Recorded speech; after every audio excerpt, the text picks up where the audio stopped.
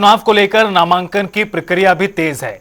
BJP उम्मीदवार अपना नामांकन भरने के लिए पहुंच रहे हैं और इस कड़ी में आज फरीदाबाद से विपुल गोयल और तिगांव से राजेश नागर ने पर्चा भरा। इस दौरान केंद्रीय मंत्री मनोहर लाल मौजूद रहे। केंद्रीय मंत्री मनोहर लाल ने कहा कि बीजेपी प्रदेश में तीसरी बार सरकार बनाएगी।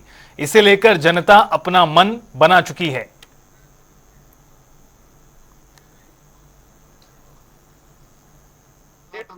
तो अलग बात है, उनके प्रभारी रोने लग गए तो मैं उसमें कुछ टिप्पणी करता नहीं। प्रमुखों को जो मनाने का दौर चल रहा है, कितने लोग मान गए हैं, अभी कितना को मनाना बाकी है? ये लोकतंत्र है। लोकतंत्र में कार्यकर्ताओं की इच्छा होती है चुनाव में वो आगे बढ़े, लेकिन हमारे यहाँ इतनी सादगी से सारी चीजें चलती हैं। आप ये देखिए ना, फरीदाबाद सीट के ऊपर पहले विपुल गोयल जी यहाँ यानी विधायक थे, मंत्री थे। विपुल गोयल जी विधायक हैं, नरेंद्र गुप्ता चुनाव लड़ाने के लिए, चुनाव जिताने के लिए उनको जी जान से कोशिश कर रहे हैं। आज सब लोग मंच पर थे, सबने अच्छा किया। तोड़ हो रही है कांग्रेसियों में, और जो उनके दीपक बाबर या वो है प्रभारी, वो एम्स में दाखिल हो गए इस चक्कर में कि उनका विरोध। देखिए अब एम्स में गए या कहाँ गए, लेकिन पर्दे से गायब हो गए हैं। बहुत नेता गायब हो गया, केवल वही नहीं। और जैसे उनकी बंदरबाट हो रही है, अभी तक जो उनकी लिस्टें हैं वो एक सिंपल फार्मूले के आधार पर सिटिंग गेटिंग। अब सिटिंग गेटिंग कोई बड़ा विषय नहीं होता। बहुत से सामान्यतया वो लोग टिकट पा जाते हैं, लोगों को बहुत ज्यादा परेशानी हो और लोगों को नहीं होती। लेकिन अब जो टिकटें बट रही हैं उनका हाल जो है वो जैसे पहले रहता था, लड़ाई और जो उनकी चलती थी और जूतों में जो दाल बटती थी वो अभी भी बटेगी। और इसका जो उनका दुष्परिणाम जो है उनके ऊपर होगा, उसका लाभ हमको होगा। और निश्चित रूप से जेल में बंद आदमी को टिकट दी जा रही है। जेल में बंद है अपराधी किस्म के कितने लोग हैं जिनके ऊपर ईडी की तलवार लटकी हुई है, जिनको हाइट यानी इनकम टैक्स के जिनके नोटिस गए हुए हैं। ऐसे अपराधियों को मान्यता देने का काम यही कर सकते हैं। और इस नाते से जनता इस बात को समझ चुकी है कि कोई किसी प्रकार का पेंडिंग है, कब पर्दा उठेगा जी? देखिए ये पार्लियामेंट्री बोर्ड का काम होता है। हमने अपनी ओर से, प्रदेश की ओर से जो रिकमेंडेशन करनी थी, जो परामर्श हमारे से होना था, वो हो चुका है। मुझे लगता है कुछ आज कुछ कल ऐसा करके 23 एक साथ भी हो सकती है और 2 बार भी हो सकती है। वो कुछ सीटें ऐसी होती हैं कार्यकर्ताओं के बीच में आपस में देखना होता है, कुछ समीकरण देखने होते हैं, और कुछ कांग्रेस भी क्या करती है थोड़ा लोकतंत्र में ये भी देखना होता है। तो उनकी सीट कब डिक्लेयर होती है अकॉर्डिंगली हम उनसे पहले करेंगे कि मुझे फरीदाबाद की 2 विधानसभा सीटें अभी बाकी है, क्या देवेंद्र चौधरी का नंबर लग सकता है? वो 23 सीटों के अंदर ही आया है, जो मैंने पहले जवाब दे दिया। बड़े चेहरे पे है जो काला काला चश्मा है, इसके पीछे राज मित्रों मैं बड़ा मुझे एक बड़ी पिछले 2-3 दिन से एक बात जो कान में सुनने को मिली कि कांग्रेस के लोगों ने इसको मुद्दा बनाया।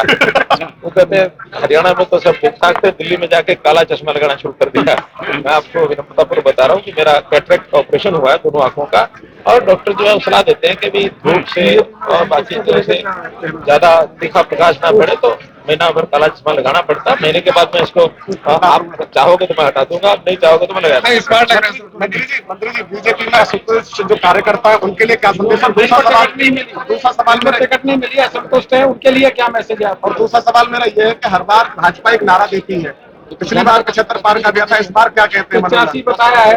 मैंने बताया देखिए इस बार भाजपा हरियाणा में तीसरी बार, ठीक है ना। कांग्रेस वाले जो दावा कर रहे हैं कि सरकार ये बना रहे हैं, इनको क्या संदेश देंगे? सवाल तो पूरा हो कौन सा बता दें? कांग्रेस ने दावा कर मैंने तो कहा दावा तो सब करेंगे, लेकिन मैंने उनको कारण बता दिया आपको सारे स्पष्ट नहीं आ रही है। क्या मैसेज?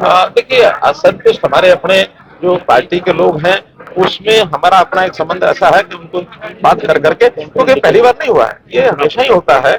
और उसमें कोई आदमी अपने पार्टी के निर्णय का एकदम अच्छी मन से स्वीकार कर लेता है, इसके मन में होता है कि नहीं ये तो मैं दावेदार था, मुझे मिलनी चाहिए थी, दूसरा कहता मुझे मिलनी चाहिए थी, तो ये स्वाभाविक होता है। लेकिन हमारा नेटवर्क इतना ज्यादा है, हमारे संबंध पारिवारिक संबंध है, हम एक एक करके सबको मना रहे हैं और सब मानेंगे। भारतीय जनता पार्टी में इस प्रकार की कभी वो नहीं होती। चुनाव प्रचार की रणनीति क्या रहेगी? कौन कौन दिग्गज हरियाणा की धरती पर आ रहे हैं? देखिए आज संभवतः हमारे 40 जो स्टार प्रचारक हैं उनकी सूची घोषित हो जाएगी, लेकिन निश्चित रूप से प्रधानमंत्री जी हैं, राष्ट्रीय अध्यक्ष हैं, हमारे गृह मंत्री जी हैं, हमारे डिफेंस मिनिस्टर हैं, और आसपास के प्रदेशों के मुख्यमंत्री हैं, हमारे अपने मुख्यमंत्री हैं, हमारे पार्टी के प्रदेश अध्यक्ष हैं, हमारे सांसद हैं, हमारे यहाँ के जो हरियाणा के जो हमारे केंद्रीय मंत्री हैं, जिसमें कृष्णपाल जी हैं, मेरा नाम भी है उसमें, हम सब लोग, अपने राव इंद्रजीत जी भी हैं, वैसे सब लोग। और चुनाव में जहां जहां जिसकी आवश्यकता होगी हमारा पार्टी कार्यालय रोहतक में चुनाव कार्यालय। सर एक सवाल बहुत घूम रहा है, और वो सवाल ये है कि तमाम जो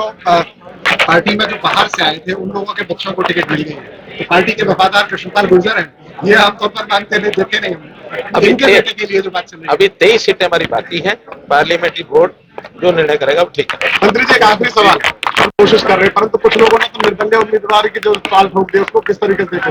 अभी समय बाकी है, अभी नॉमिनेशन, उसके बाद विड्रॉल, यानी हमारे यहाँ एक स्थान ऐसा था जहाँ एक ही प्रत्याशी ने फार्म भरा था किसी एक सीट के लिए, तो जिस दिन फार्म भर के आखिरी डेट थी उस दिन हमने कहा भी अब इनका रिजल्ट घोषित करो, तो चुनाव आयोग ने कहा कि नहीं अभी नहीं कर सकते। मैंने कहा क्यों, कि विड्रॉल की आखिरी तारीख पर ही क्यों करेंगे? मैंने कहा क्यों, कहले कि अकेले होने के बाद भी विड्रॉ कर जाए तो